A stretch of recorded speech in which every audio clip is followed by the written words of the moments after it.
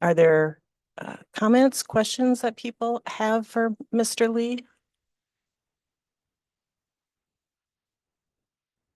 Yeah, Elwood, why don't you stand up and Introduce himself. why don't you come on up and introduce yourself? Turn on the microphone, Elwood. Got it. Well, my name is Elwood Lee Flaherty, and I'm a lifelong resident of the city of Beaver Dam. I've lived my entire life here, 33 of my 41 years in the second ward.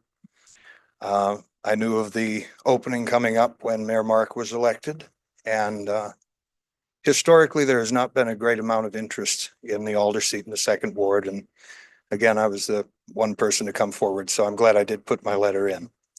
I've been somewhat active in the community, spending 4 years on the Lake Days Festival Committee before it became Best Dam Fest. I've worked with members of Beaver Dam Area Community Theater, members of the Chamber of Commerce. I also was stage manager at Beaver Dam Pepper Fest for 5 non-concurrent years.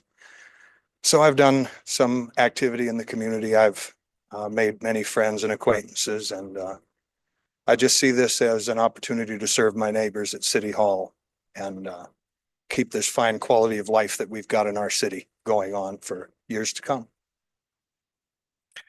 Thank you. Any questions for Mr. Flaherty? Just like to welcome you back. Thank you. Us that have been here for a while recognize you. Yeah, I neglected to mention I did run the camera system here as a youngster. So I did spend some time at City Hall. Thank you, Mr. Fisher. Great, thank you. Any other questions or comments before we vote? Okay, can we do this by voice or do we need a roll call? Need a motion and Oh, a second. can I get a motion? Go ahead, Kevin. I'll make a motion to approve Elwood Lee as alderperson of the second district. And Alder Fisher? I'll second that motion. Very good. And that can be a voice. Okay, all those in favor of confirming Mr. Flaherty as District 2 Alder, so signify by saying aye. Aye. Those opposed? The ayes have it. Welcome to Common Council. Thank you. I look forward to working with all of you.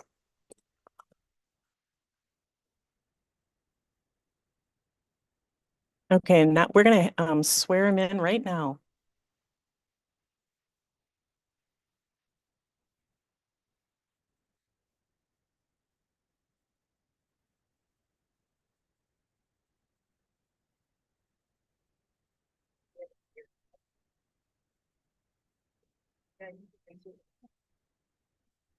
I, Elwood Flaherty.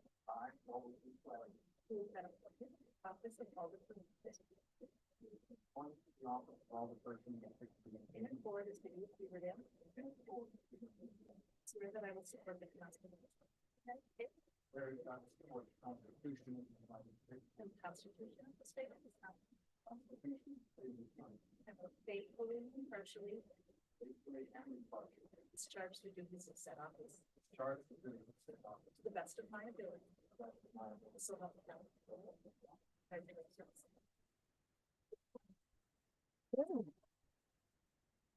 Very good. Welcome.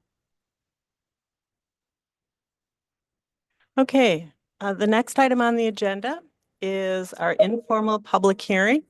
Is there anyone in person or online who has any issue they would like to bring before the council? Now is your opportunity to speak. Is there anybody in person or online who would like to address the Common Council? And for the third time, is there anyone in person or online who would like to speak to council?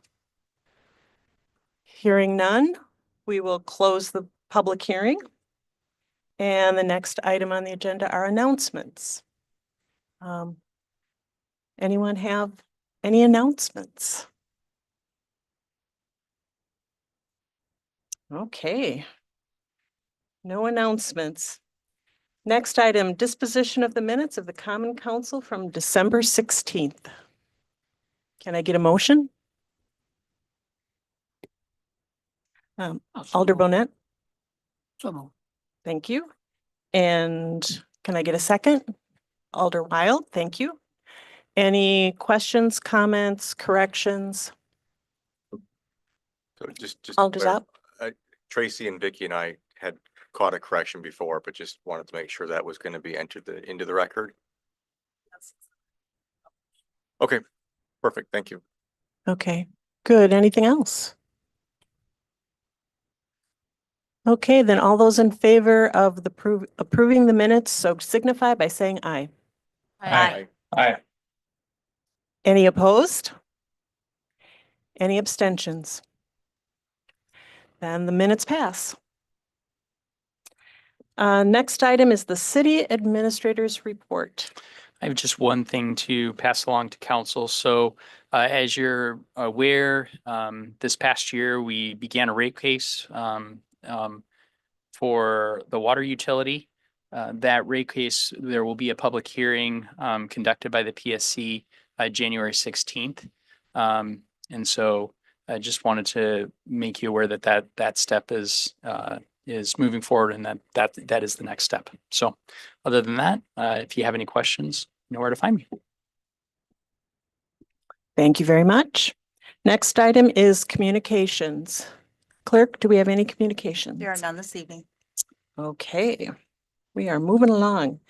Next item, approval of the bills between December 13th and January 2nd in the amount of $850,332.72. Can I get a motion? Alder Zopp, I'll make a motion to approve the bills as presented. thank you. And a second, Alder Burnett. Thank you. Questions, comments? All those in favor of approval of the bills, so signify by saying aye. Aye. Aye.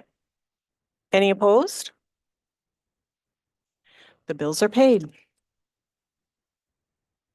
Finally, ordinances, item 3 on the agenda. We have one ordinance tonight, ordinance number 1, 2025. Ordinance number 1-2025, an ordinance amending section 62-50 parking restrictions of the Beaver Dam Municipal Code. This is the first reading. Okay, and we'll have that second reading on January 20th. Next item are resolutions. And the first resolution, resolution 1, 2025. Resolution number 1-2025, a resolution granting a Class A license to the market at Beaver Dam LLC. Can I get a motion? Alder Zopp, I'll make a motion to approve. thank you. And a second, Alder Fisher, I'll second that. thank you. Any questions or discussion? Alder Zopp, I'll just point out that two representatives from the market came by to the admin committee to talk to us. It's Rechecks has been purchased, right? So the market will be in the location of the current Rechecks grocery store. So just renamed. okay, good. Anything else? Okay, then we need a vote. Anderson. Burnett. Aye. Burnett. Aye. Barry. Aye. Flaherty. Aye. Fisher. Aye. Hiley. Aye. Perkins. Aye. Aye. Wild. Aye. Yads. Aye. Zap. Aye. The resolution passes. The next item, Resolution 2, 2025. That resolution, after being published, some items came up. The resolution itself is about the collective bargaining agreement between the City of Beaver Dam and the Beaver Dam Police Association. And after this was published, there were some additional questions that came up in the language of the contract. So there's going to be some additional meetings taking place. And so this item was tabled by the administrative committee. So we will be seeing this again, just not tonight. Next item is Resolution 3 of 2025. Resolution number 3-2025, a resolution approving contracting services with 5 Bugles designed for a fire station needs analysis and fire station existing conditions assessment. Okay, and I believe Chief Wassell, you're gonna or Wesley, you're going to speak for us? Good evening. So I believe everybody had, at least I hope everybody had the opportunity to read the memo that was sent out as part of this this assessment. So I think if you guys all recall during the budget process, $24,000 was approved for not just a station needs assessment for the firehouse portion, but also for City Hall. And then also a needs analysis. So I'm going to let Jim and Robbie go into the specifics of what's actually included in that. But I guess I'd encourage you guys to ask them any questions. They both have a great deal of experience in not just municipal design, but fire and public safety design. So they're great resources. I guess with that being said, I'll introduce them. So from Five Bugles Design, we have Jim Schmidt, and then Robbie. Robbie, I'm going to do my best here. Krzyzanowski. Perfect. All right. So I think I'll buy somebody a drink afterwards if you guys can spell that. So. All right. There will not be a quiz afterwards. Do we have a clicker? Do I say slide when we get to that point? Slide? That'll work. Perfect. Okay. All right. Well, thanks for having us today. A little bit of introductions on our end first, I guess, before we get into the companies and so on and so forth. And we just have a little presentation here that kind of tells us a little bit about us.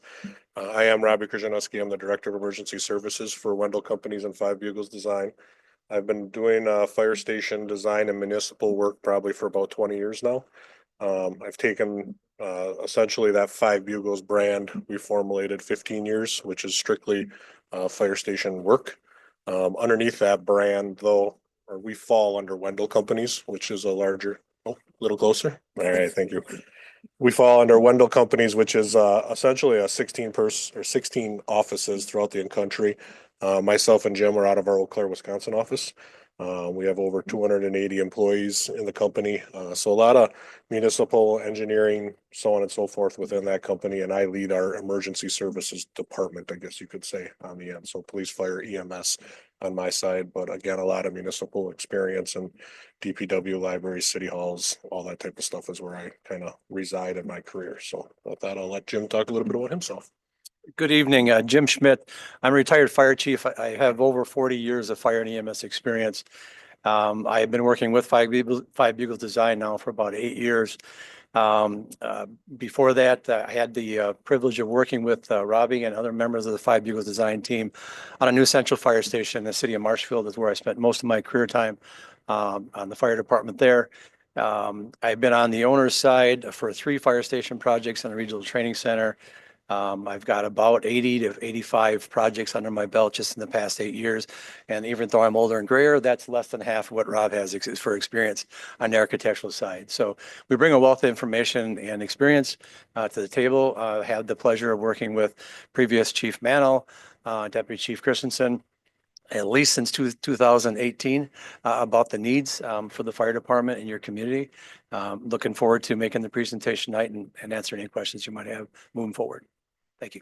So a little bit about our company, again, just Wendell Companies in general, 290 employees. You can kind of see 16 offices throughout the entire country.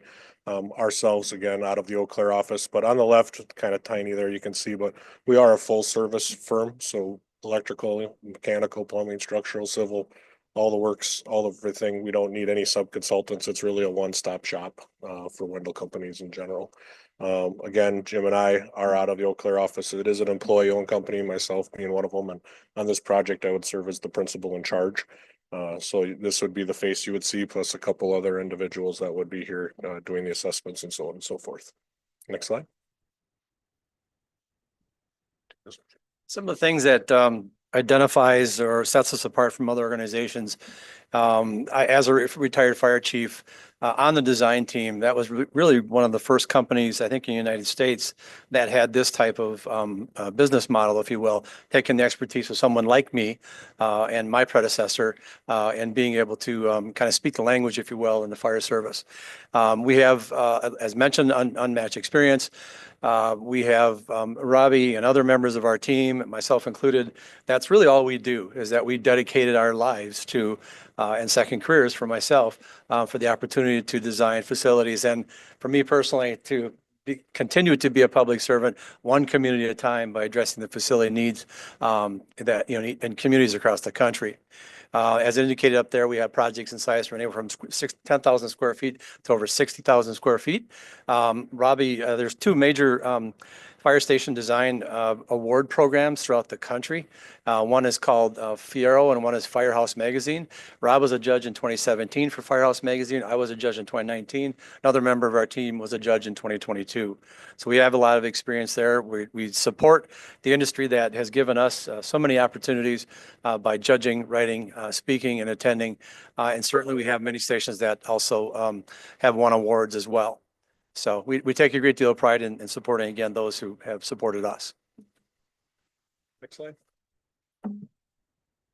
So within that though, too, we also have our Mitchell Associates brand, which is basically the Five Bugles design, I guess you could say, of the East Coast. So I am in control of that entity as well. So it's a combined effort. It's really kind of made our experience, twice, 2x2 essentially. So when you look at everything that office has covered plus our offices, next slide.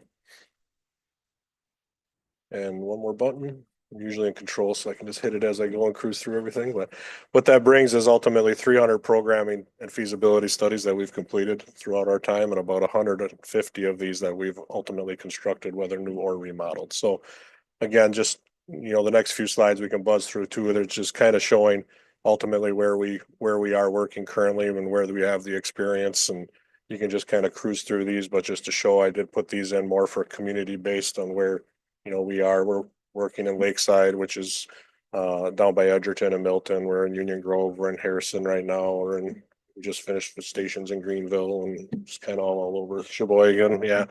So we're pretty much all over the entire state of Wisconsin. You can kind of see the communities that we've helped ultimately. Again, these are more new stations, but obviously a lot of remodel and stuff. The intent here was to show where we've been ultimately throughout the entire country or state of Wisconsin in this instance.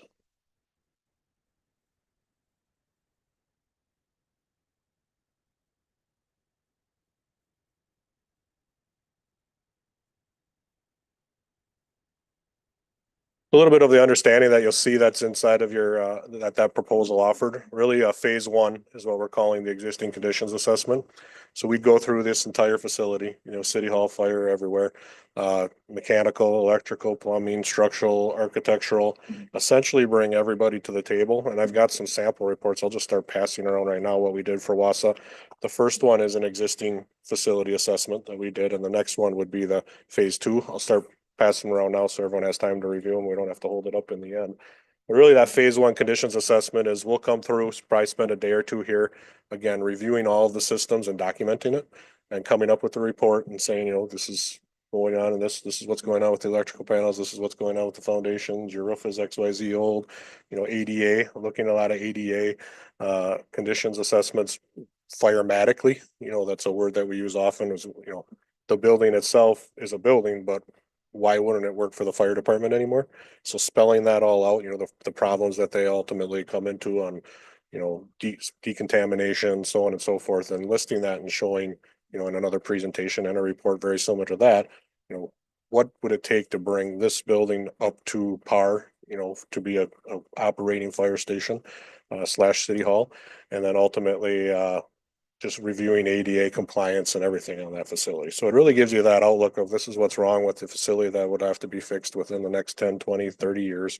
We put costs to those items and say, here, this is the things we have to look out for. And then that phase two is really going on the fire station side. And that's that document there. And that's programming and space needs analysis. So we'll go through a list of the programming's Jim will talk a little bit more about that here in a little bit, but it's a 2-hour session where we go through and say, in an ideal world, the spaces that you would need, what do you need for this to be a fully functioned fire department, So we go through that, we assess the site, so we'll go around where are the issues that we're having with some of the things responding. We'll do some conceptual plans, both on a remodel / additions option if necessary, or a brand new facility type of option, So it's staying in bubble diagrams, right? We're not necessarily drawing a lot. We're just giving you the information that you would need to see where you would have to go ultimately sooner or later if you needed a new facility, remodel facility, anything like that. So it's just keeping things very simple at this time, doing an estimate of probable cost on what those options would be, both on the remodel and anything that would be new. Finalizing a report and then coming, of course, here to do a final report and presentation to you all on our findings. Next slide. Just that project approach, you can kind of see we go programming and then we do project tours. There's nothing better than going through some of these stations to see space sizes. You know, we can say 10 by 10 is this, but until they can physically walk through a room and see that it's 10 by 10, okay, we actually need 10 by 15, right? So going through these tours, looking at the various facilities, and then the existing conditions assessments, like I said, going through the buildings, documenting everything, conceptual site planning, making sure things fit, work, anything we present. Ultimately, we want to make sure it's going to work down the road. And then those conceptual designs and estimates. Next slide. So reconstruction of existing facilities, that's again, something that we're going to be looking at here at this project. So it's really important for this careful documentation is necessary. So walking through architects, engineers, existing plans are going to be, very valuable. So hopefully we have some of those, the chief's going to look at that, but we do have the ability to also 3D scan these facilities. It's called Matterport. So there's that ability to do that. Kind of attempting to minimize any unforeseen conditions at this very first stage, but at the same time, it is the very first stage and we're not going to open up any walls and do any selective demolition on this place, right? We're essentially seeing what we can see and bringing everything to the table that we can. Start thinking about different phasing. If we were going to present a remodel, how does that work, right? We just can't kick the fire station out into the parking lot for a few years while any kind of remodel would happen. So in that remodel option or additions, then we start talking about, okay, move here, here, here, and just start jockeying around. So whatever we present is available to be done. Looking at the international existing building code, because certain, buildings with emergency services have special requirements because obviously it's emergency services. So we have to worry about that. And then when you look at the experience in our renovation team, our team has done over 80 fire station projects that involved rental and additions. And we have 11 national awards for rental and additions, 3 of which were gold awards for Station Style magazine. Next slide. We touched on this briefly. This is a process that's a programming program basically that we look at operationally. We call it an immersion process because it really is an immersion. We get immersed in a conversation with the fire department and or elected or appointed officials as well. And we go through every space with inside a fire station that we've ever designed across the country. And we try at the end of this to determine, number one, the first category is the apparatus bay itself. We look at the size of the apparatus you have currently, what are the needs for the future, because obviously the primary goal is to make sure that we design a facility or either a remodel or reconstruction that fits the department and the community's needs for many, many years to come. If done correctly, this can last, 40 to 50 years at least. So we have an opportunity to go through every room again that we've ever done. We do, as Rob mentioned, 2 other facilities as well. And at the end of this document, we have an estimate of square footage as indicated under the review and confirmed previous report. Those individual facilities or projects, Ohio, Wisconsin, Swamico, and Greenville. The program square footage is always going to be the highest right after the programming. And then our design team takes that and looks how we can massage it to a point where it's doesn't compromise some of the operational characteristics that are needed for the fire department to minimize response time. And really the only part of this facility that we're of the response time matrix, one being call processing, the dispatch, and then turnout time and then drive time from this point to the scene. We're trying to affect and minimize the turnout time for your fire personnel to get out to the apparatus as quickly as we can. So the square footage is really important that we look at. And we try to get that down to meet a budget, expectation, wants and needs. All those things are looked at in that process. Next slide, please. And as far as the site, we don't only look at the building. Obviously, the big picture is the site itself. It's extremely important for the safety of personnel and all those individuals that live in the neighborhood to make sure that we have proper flow of the apparatus. Obviously, when the tones go off and the fire department responds to an emergency, we have to make sure that there is an obvious flow and people don't obviously get injured or get in the way of the actual response. So we look at site circulation. We look at parking for off-duty personnel, on-duty personnel, visitors coming into the fire station as well. And then we also look at a component for training. There's opportunities within a fire station. We've had some really creative opportunities throughout the state to have in-house training because your fire station is located in a place where it typically is minimizes response time throughout your community. So if we can keep personnel at the center or at the fire department, we've got great opportunities to do some training within that facility. So it's not only a fire station where they live and work, but they also have an opportunity to train at the facility as well. And then, of course, our engineers and architects will all look at some of the stormwater management issues as well. So next. Concept design, Rob, again, touched on this a little bit. We have at the end of the programming, I think that's where our team really shines. We have some really good, talented people. We're the two out front. There's a lot of people behind the curtain, if you will, doing most of the work, to be honest with you. But based upon our experience, and Rob mentioned, we mentioned experience a lot. We have, as indicated, over 300 projects. And if you learn one thing on that project, that's a lot of information that can be brought forward for the next project to make that project that much better. The reality is every Monday, we have lessons learned from the week before on the projects, and we have many projects going on right now. So we learn and apply and certainly bring that forward for the next project for that benefit. So we'll also have obviously the programming we've done, the concepts we've done, and then we get a better idea of what that concept could look like, what the square footage analysis looks like, and ultimately what the costs are on the real-time cost data that we have for many projects that are ongoing at this point. Next slide, please. Do we have a saying that the success is in the details, or the devil's in the details, however you want to say it, based largely upon the things that I just mentioned, because we have so many projects in our portfolio. These are just some examples that the fire station itself, as far as training, access and egress points, again, for safety of personnel as well as the public.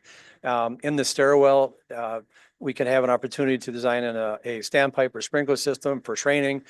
We can do theater smoke drills in the tower itself. We have opportunity to do confined space. We can have the ladder, roof and window access to those types of facilities to do that type of training. We can do rapid intervention team, high angle rescue. And those are just some of the things that can be designed, or some of the features that can be designed in a new facility that really cost relatively low when you consider the main cost of this facility.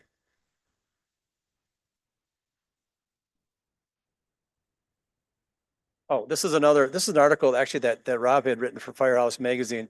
And if you're not aware, one of the things that a modern, fully functional fire station needs to have today, not only wants, but it needs to have per standards and codes that are out there, is an opportunity. And I can say this because I've been in the fire and EMS for over 40 years. We've been doing, quite frankly, a lousy job of taking care of ourselves. We do a lot better job of taking care of our apparatus and our equipment and that type of thing. But finally, in about 2013, this became kind of a standard in the industry to make sure that we have an opportunity to decontaminate ourselves. And we have a process. And you can see the lower part of that slide where it says contaminated. That's typically the apparatus bay. And then we have a sequence of events that we drop your protective personal equipment, you go into a shower, and you go into an area that's cleaner than it was. We have showers that are just non-gender specific, so personnel can decontaminate themselves and go home safely the next day to their families.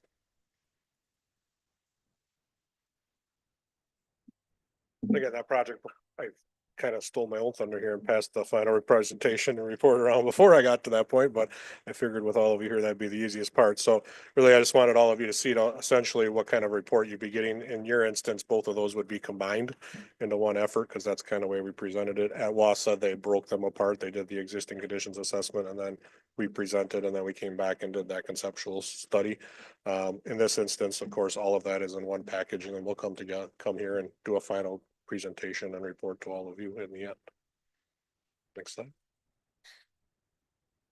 And again, just a little bit about why us and what you kind of have, teamwork and collaboration. But when you look at the Five Bugles and that Mitchell Associates brand, again, decades of emergency service experience. When you look out throughout the entire country, we are probably within the top 5 to 10 in regards to how many we've done of these facilities. And we just happen to be in Eau Claire, Wisconsin. So it's pretty nice that we're this close.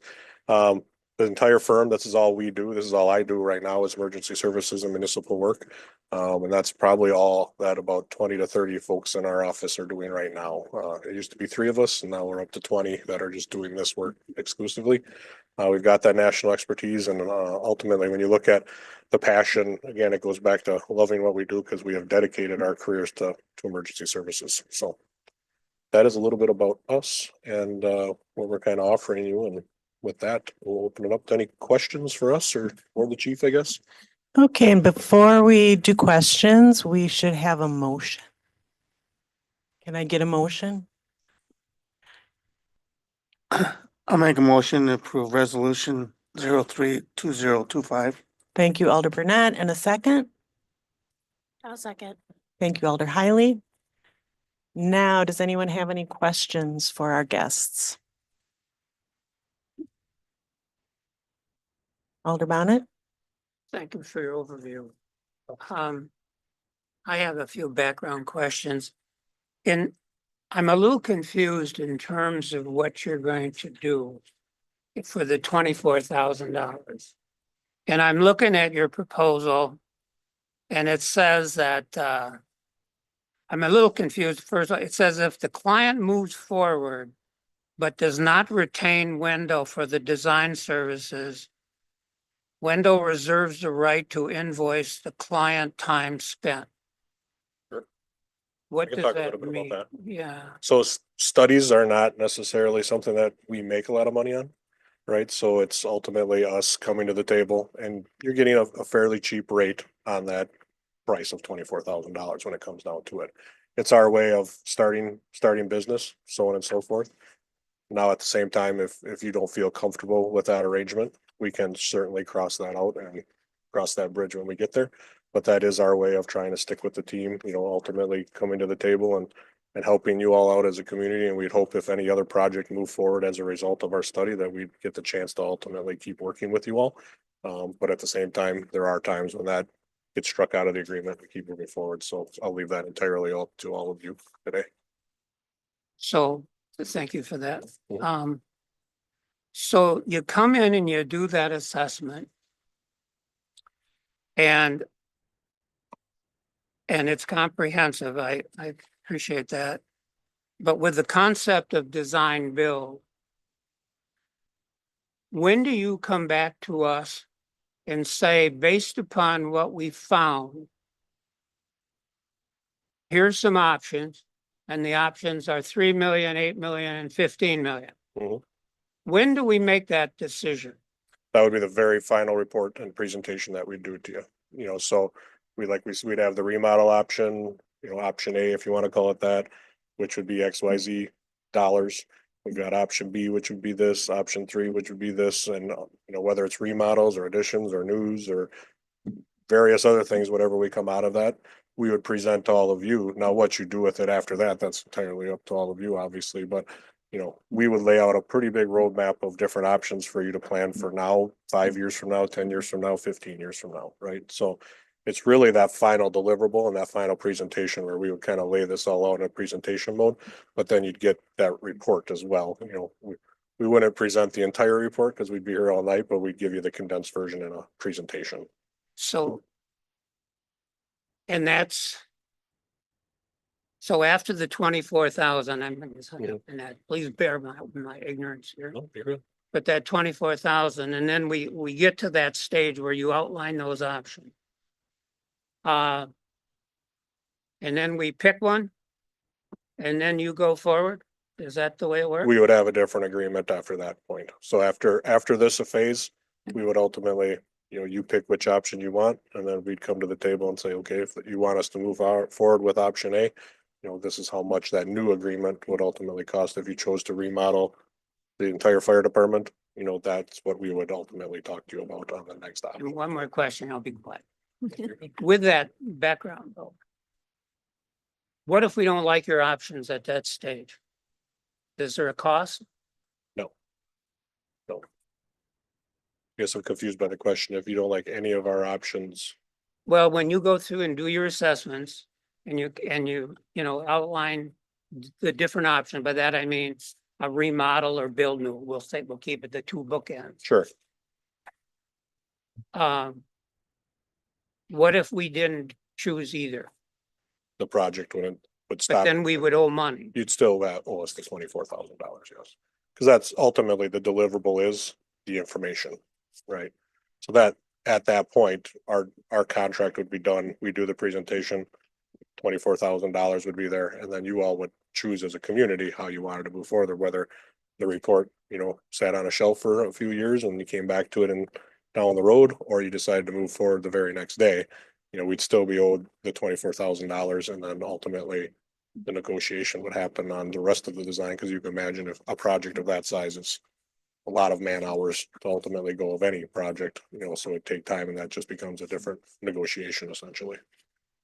You're paying right now for the man hours for coming here, doing the programming, doing everything in the end to come up with that final deliverable. Thank you. Good. Alder Fisher? Did I understand correctly? You said 10 times the 24,000? You would invoice us for, should we go with somebody else? Nope, I think the sentence reads that if we spent 25,000, we'd invoice you another 1,000. So Oh, just time another spent. 1,000? Just time spent, so a lot of times these studies, we may spend 30, but if we know we're gonna get the rest of the project, we kind of just let that 6,000 go and we just move on to the next phase. As I said, though, if there's uncomfortable with that sentence in there, we can certainly strike it out, and 24,000 is $24,000, and that's what it is. So really, it's the intent there, again, to show that we're in the team and we're interested in keep on working with you. But again, if that sentence makes everyone feel uncomfortable, I have no problem crossing that sentence. I'm still confused. I mean, I'm getting up there in age, but I don't understand what you're saying here. Can I? We're gonna pay you $24,000. Yeah, can I interject? Sure. So basically what they presented is they're going to perform this deliverable of these two assessments for 24,000. Right. There's a sentence in there that says, hey, if you choose not to continue with us in a second phase, then you could potentially be on the hook for additional time. What they're trying to do is they're trying to check staff so we don't waste a bunch of their time trying to come up with these two assessments. You can understand if they go with the efficiency model, right? We're going to do $24,000 worth of time. We're going to get you these two assessments. And then let's say they've got a diva for a client.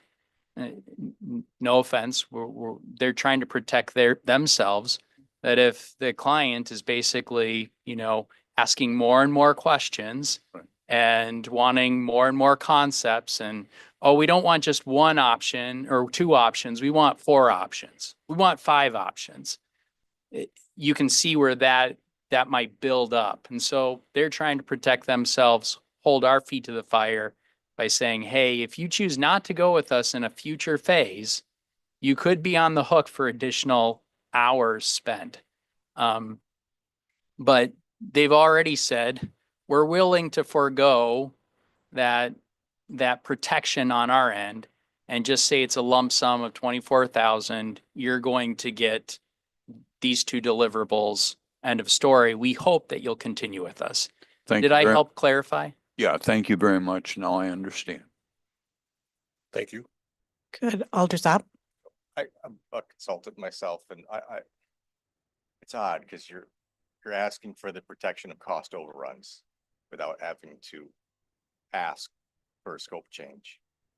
Right. So essentially, it's a free ticket to have a cost overrun and not come back to us with a scope change. You mentioned a scope change, that if we ask for additional things, the stars and the moon, obviously you can't deliver that for the same cost. Correct. But this is still a blank statement to allow cost overruns without you actually coming back to us to say, we found a problem, and rather than bring that problem to you, we're just going to bill it out.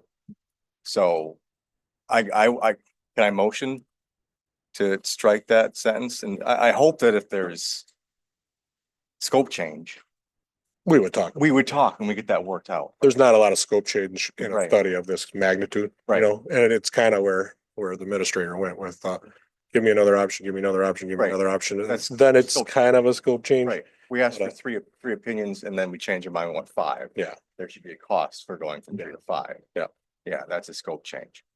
And then that sentence, me willing to cross it out is, we're not talking tens of thousands of dollars, that we're talking an overage. It's, I might have spent 26 instead of 24. And that's why I kind of keep that in there, right? And I'll be honest with you, I've never even gone after that sentence, right? Which that's why I'm ultimately willing to cross that sentence out. Okay. So So how do we proceed? Is that something we can motion, or does that have to be amended and brought back? I guess that would be an amendment. We Nathan, you want have to strike that. Nathan or Todd? Yeah, you could just make the motion to approve the resolution, accepting the agreement with the condition that they're going to strike that sentence. I will motion to amend the contract to remove the sentence about, what is it, on page 4, about removing the right to, invoice for time spent above 24,000. And Alder Burnett, is that a second? And so now we need to vote separately.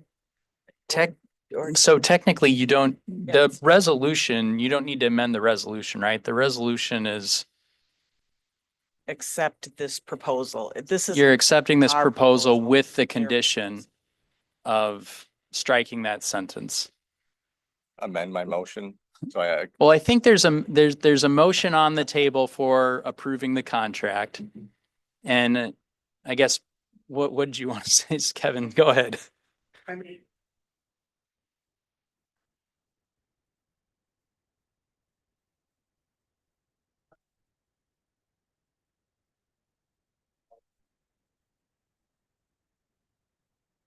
There you go. And then I think Kylie, if you second that, Okay. we're good. So I guess my question is,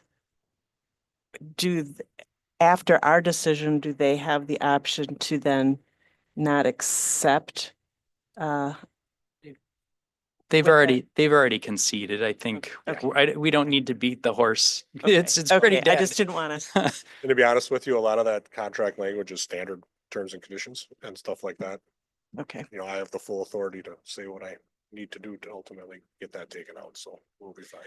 I just want to make sure the council understands the purpose and intent in our discussions at budget. And I'm getting head nods, so I won't belabor it. But for the record, during our budget discussions, we talked about some deficiencies with the fire department, specifically the ability to have more female officers. And so there's a need to do an assessment and evaluate, and there are going to be more needs that are going to be discovered.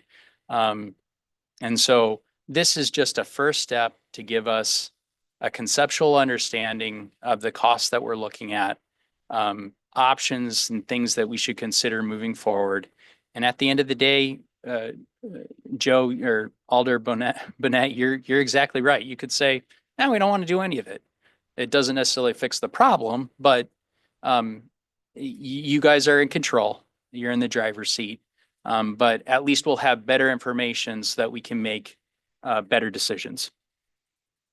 Okay, any other questions or comments before we vote on the motion, which is to accept this proposal minus item 2 under fee notes? Okay, then I think we're ready to vote. Burnett, Aye. Burnett, Aye. Barry. Aye. Flaherty, Aye. Fisher. Aye. Kylie. Aye. Perkins. Aye. Wild. Aye. Yads. Aye. Zap. Aye. Anderson. Aye. And the proposal is accepted. Thank you very much, gentlemen. We really appreciate your time and your effort, and we look forward to hearing your report.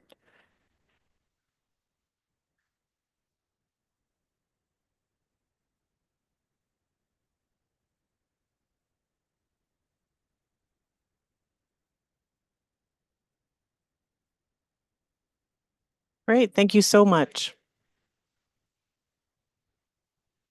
Okay, and the next item on the agenda, mayoral appointments. You all received a list of the updated committee appointments. All of the committee members whose terms expired at the end of 2024 were contacted about potentially accepting another one to 3 year term, depending on the committee. So that's what you have in front of you are all they're the complete committees, but the people whose term ends December 31st of 2025, those are all the people that were contacted and asked if they wanted to continue to serve.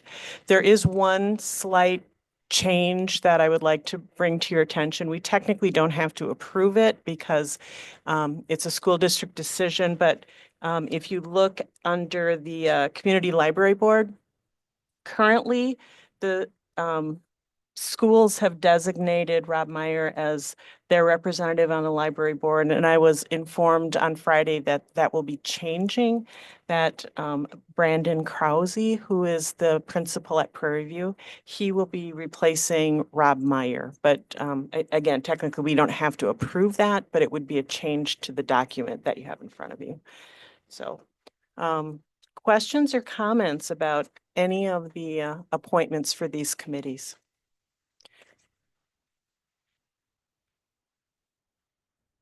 Okay, then go ahead, Alder Hiley. I am on the Downtown Redevelopment Committee and I see Jen Warmblood's name on there, but I had thought Julie and Jen both had. No, or Jen Warmblood? Just Julie. Okay. Good. Any other questions, comments? Okay, then I think we're ready to vote. Can we do this with a voice vote? Okay. Can I get a motion? I'll make a motion that we approve the recommendations. Thank you, Alder Bonnet. And a second? Alder Wild? Yes, make a second to that. Thank you. And do we need a voice vote? Okay. All those in favor of approving the list of appointees that you received, so signify by saying aye. Aye. Those opposed? And the appointees are confirmed. And last but not least, can I get a motion to adjourn? Alder Burnett, I'll make a motion to adjourn. and a second. Alder Anderson? Thank you. All those in favor? Aye. We are out of here. Thank you.